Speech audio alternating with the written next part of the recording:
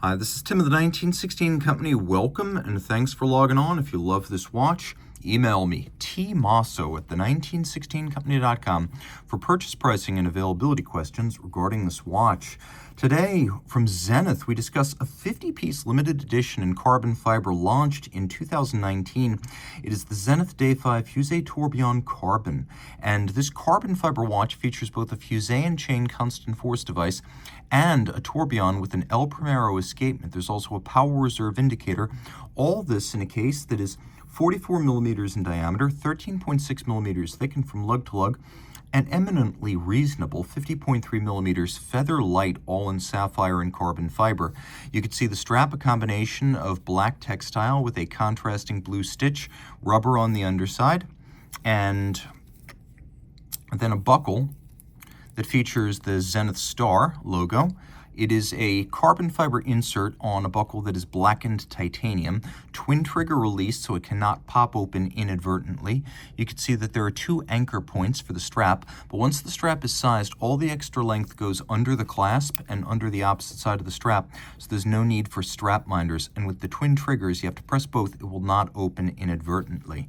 Rolling around the case, of course, the Defy form dates back to the late 1960s. Some will make comparisons to Tag Heuer and Hublot, which are Zenith's stablemates in the LVMH watch group today, but the fact is, this is a Zenith form factor from decades ago. It is not something that is modern and borrowed from the little brother or the big brother. Zenith is the middle child in the watch group, but it's also the one that's perhaps most focused on watchmaking as a core value, and that's quite obvious. The thing about carbon fiber is that no two cases will ever be alike because it's a combination primarily of two things: carbon fibers and resin, and those fibers will never fall the same way twice, and thus there are 50 of these in carbon and 10 were made in platinum, but each case is going to be distinct. These patterns will never duplicate. You can also see that the crown itself is made of forged carbon. Now we've got a bezel that has a few facets, and you can actually see there's three distinct facets there. The lugs are shapely and angular. And then the crystal is boxed, but it's not cambered. It's flat across the top. What you're looking at? Well, you're looking at a dial featuring a constant force device, a power reserve indicator, and a tourbillon. There's also a useful amount of lume, and you can see this watch in the dark. It's also 100 meters water resistant. The movement has 807 parts, of which 575 are actual link components within the Fusee's chain.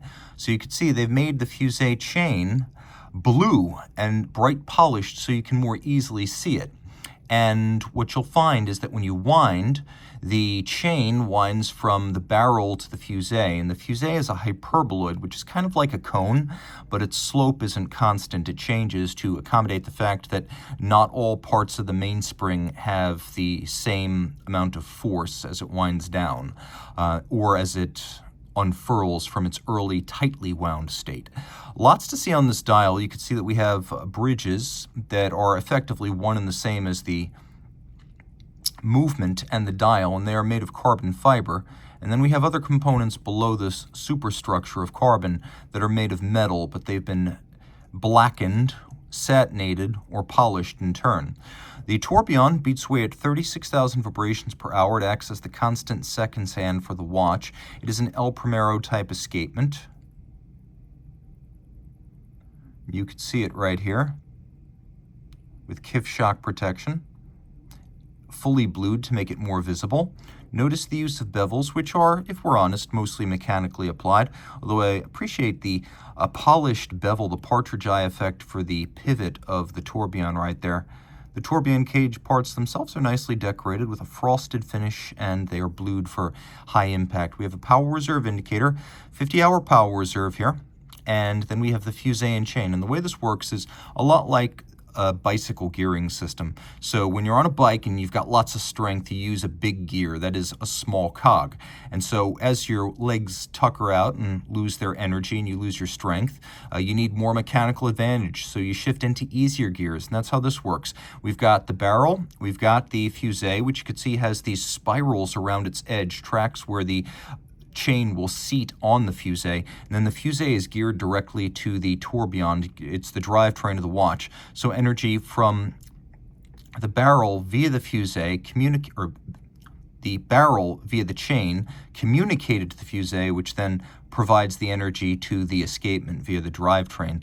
And as the barrel's mainspring wears down and loses its force, it pulls a larger diameter of the fusee in order to increase its mechanical advantage. So as the force of the mainspring decreases, the force it exerts through the fusee into the drivetrain actually increases. So the idea is for 50 hours, the tourbillon will get constant force, which is excellent for the sake of adjustment and isochronous operation throughout the power reserve. Now the fusee, the chain, and the barrel are beautifully decorated. There are a lot of individually beautifully decorated components here. All the screw heads are mirror finished. You can see that the keyless works off to the side here is nicely done. It is not what I would call, say, Patek Philippe tourbillon levels of finish, but it is far beyond what you'll find on a typical Zenith watch. Turn it all over, and you can see the movement from the reverse side. This is the 4805 SK. We have these lovely nickel anthracite bridges with brushed finishing, bevels on their edges, satination on the wheels. We have that partridge eye effect in all of the jewel sinks. And you can also see the underside of the tourbillon with that cup for the pivot. The movement does feature 34 jewels. It is a very large caliber to fill this case back, and you can see the click and the click spring have been beautifully executed on the reverse side. That's to prevent things from running backwards. Now, the way this works is in the first position, the crown actually does not do anything. It winds in the second position. Now you can see, as I mentioned, as you wind the watch, the chain goes from the barrel to the fusee, and as the energy depletes, it works in the opposite direction from the fusee to the barrel. And so you can watch the chain ride up the side of the fusee as it gets wound. And then there's a stop works that will halt you to prevent damaging the chain. But when you feel resistance, you stop. As the mainspring becomes more tightly coiled around the center, it is more heavily wound. And the chain is really gorgeous, bright polished and fired blue. The outermost crown position is where you can now set the watch, so that's important to remember. There is lots to love in being loomed carbon fiber on a water-resistant strap and 100 meters rated. This is a very versatile watch. We'll throw it on my wrist so you can get a sense of how it fits. And I can tell you that on a 16 centimeter circumference wrist or larger, this watch is going to wear well. The fusee and chain is over half a millennium old. It was the original constant force device, originally conceived for the notoriously unreliable verge escapement. When you combine it with a modern-day Swiss lever, incredible levels of precision and consistency can be achieved. The watch will fit underneath a lot of sleeves and cuffs. Any jacket is probably safe. And then you can see down the barrel, the case is not quite out to the edge of my wrist, and even over the top, you can see it's not out to the edge of my wrist. So 16 centimeter circumference wrists and up are good to go. Reach out to Team Mosso at the 1916company.com for purchase and pricing details.